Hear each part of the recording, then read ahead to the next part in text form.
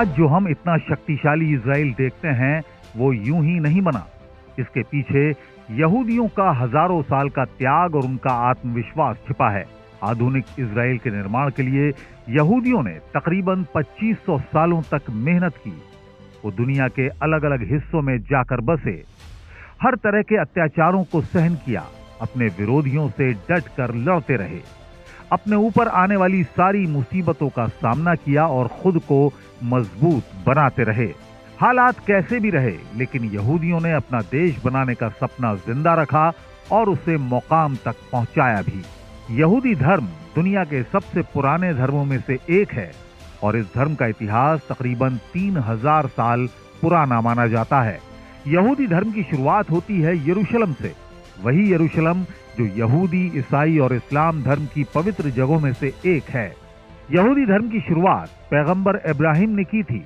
इब्राहिम को ईसाई और मुसलमान भी ईश्वर का दूत मानते हैं। इब्राहिम के बेटे का नाम इसहाक और पोते का नाम याकूब था। याकूब का ही दूसरा नाम इस्राएल था।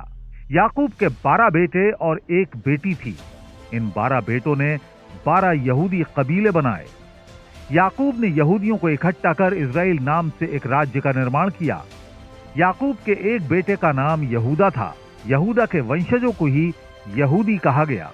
ये लोग यरूशलेम और यूदा के इलाके में रहते थे, जो हिब्रू बोलते थे और अपने धर्म ग्रंथ तनख में विश्वास रखते थे। यहूदी राज्य में साउल, डेविड और सोलोमन जैसे कई ख्याति प्राप्त राजा हुए। हालांकि 931 ईसा पूर्व में किंग सोलोमन के बाद इस राज्य का धीरे धीरे पतन होने लगा।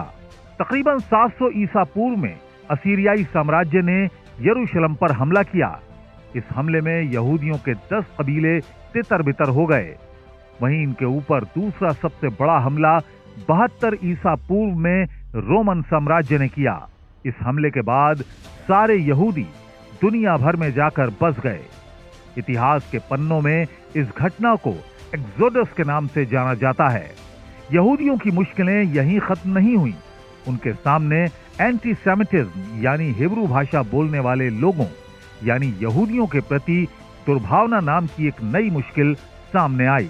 एंटीसेमिटिज्म के तहत यह दुष्प्रचार फैलाया गया कि यहूदी दुनिया की सबसे चालाक कौम है और ये किसी को भी धोखा दे सकते हैं। 19वीं सदी में पहले विश्व युद्ध के दौरान 2 नवंबर 1917 को ब्रिटेन और यहूदियों के बीच बालफोर समझौता हुआ। इस समझौते के मुताबिक अगर ब्रिटेन युद्ध में ऑटोमन साम्राज्य को हरा देगा तो फिलिस्तीन के इलाके में यहूदियों को एक स्वतंत्र देश दिया जाएगा। इस समझौते के बाद आलिया में तेजी आ गई। आलिया का मतलब यहूदियों का दूसरे देशों से यरूशलेम की ओर पलायन करना था। दुनिया भर के यहूदी दूसरे देशों से फिलिस्तीन में आकर बसने लगे। पहले विश्व युद्ध में ब्रिटेन और उसके सहयोगी देशों की जीत हुई। इसके बावजूद ब्रिटिश सरकार ने अपना वादा पूरा नहीं किया और वो अलग अलग वजह गिनाकर बालफोर समझौते को लागू करने से बचते रहे। इसी बीच दूसरा विश्व युद्ध भी शुरू हो गया। दूसरे विश्व युद्ध के दौरान जर्मन तानाशाह एडोल्फ हिटलर ने एंटीसेमिटिज्म का सबसे क्रूर रूप दिखाया। हिटलर ने जर्मनी और आसपास के देशों में कैंप लगाकर भारी संख्या में यहूदियों का कत्लेआम किया। इस घटना को इतिहास के पन्नों में हॉलोकॉस्ट नाम दिया गया। दूसरा विश्व युद्ध खत्म होने पर जब दुनिया भर में हॉलोकॉस्ट की बात फैली तो पूरी दुनिया की संवेदना यहूदियों के साथ हो गई। आखिरकार संयुक्त राष्ट्र के हस्तक्षेप के बाद फिलिस्तीन के 2 हिस्से करने की बात कही गई। पहला हिस्सा यहूदियों के लिए तो दूसरा हिस्सा मुसलमानों के लिए। वहीं यरूशलेम को एक अंतर्राष्ट्रीय शहर बनाने की बात कही गई, क्योंकि यहाँ तीनों धर्मों यहूदी, ईसाई और इस्लाम के पवित्र तीर्थ स्थल हैं।